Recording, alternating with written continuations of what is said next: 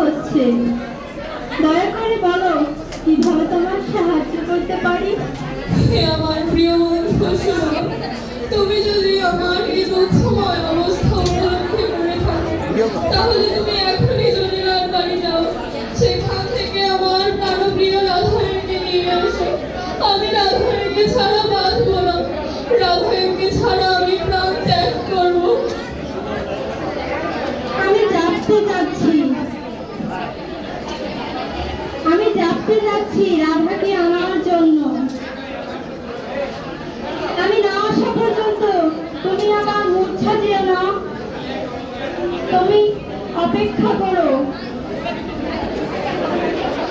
সুবল, তুমি আজ এখানে ঘোরাফেরা করছো কেন? প্রিয় মাতামহ প্রণাম। হে মাতামহ, আমি একটি বাছুর হারিয়ে ফেলেছি। তার মা তার জন্য কাঁদছে। আমি তাকে নিতে এসেছি। হে সুবল, রোদে ঘুরে ঘুরে তোমার মুখ লাল হয়ে গিয়েছে। তুমি ঘরের ভিতর ঠান্ডা জায়গায় যাও। সেখানে তুমি আমার পুত্রবধূর সেবিকাকে দেখতে পাবে। সে তোমাকে পানীয় জল দেবে। সেখানে তুমি একটু বিশ্রাম করো।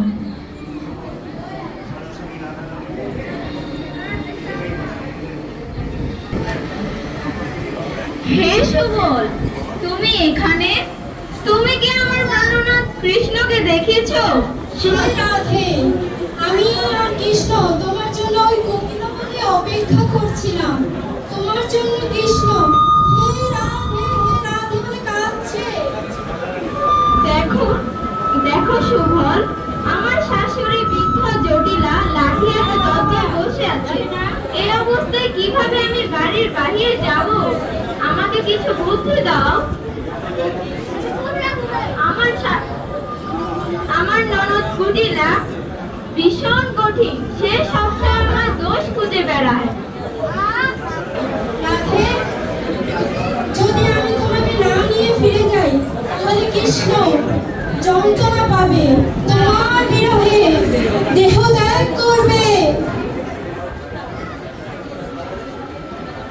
সুবল, অনুগ্রহ করে শোনো।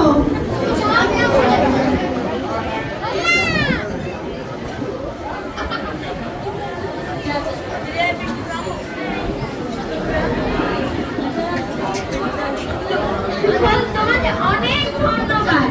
আমি কথাটা শুনে খুবই খুশি হয়েছি। কিন্তু একটা সমস্যা আছে। আমি তোমার পোশাক পরতে পারি। আমার সুদীর্ঘ কেশ কিভাবে গোপন করব?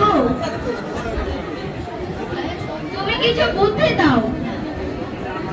যদি জটিল আমাকে চিনতে পারে তাহলে বাড়ির বাইরে যেতে দেবে না এবং আমিও কৃষ্ণের সাথে দেখা করিতে পারবো না। সখীরা তোমাকে আমার মতো পাগড়ি বেঁধে দিবে এবং একটি বাছুর দিবে। সেই বাছুর তুমি বুকে জড়িয়ে জটিলার বাড়ির সামনে দিয়ে বেরিয়ে যাবে।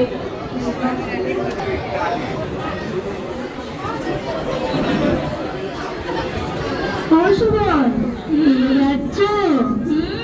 তুমি জল পান করেছো? তুমি তোমার বাছুর খুঁজে পেয়েছো?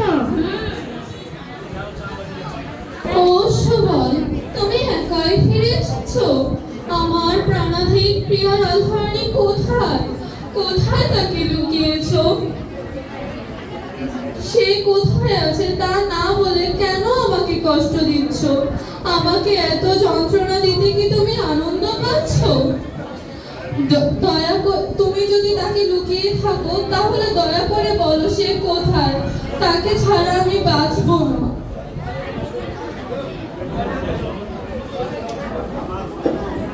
আমার বন্ধু কৃষ্ণ, তোমার নির্দেশ মতো বাছুর খোঁজার ওছিলায় আমি বৃদ্ধা জটিলার বাড়ি গিয়েছিলাম।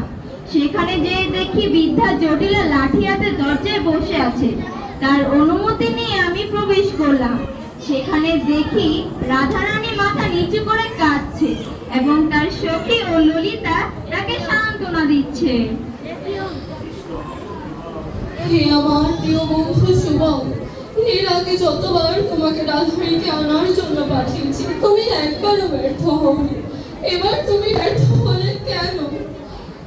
তোমাকে যাওয়ার সময় আমি বলেছিলাম যদি আমি রাধারানীকে ছাড়া বাঁচবো না। আমি যদি রাধারানীর বিরহে প্রাণ ত্যাগ করি তাহলে আমার ময়ূরপুচ্ছবাসী এবং কুঞ্জমালা তাকে দিয়ে দিতে।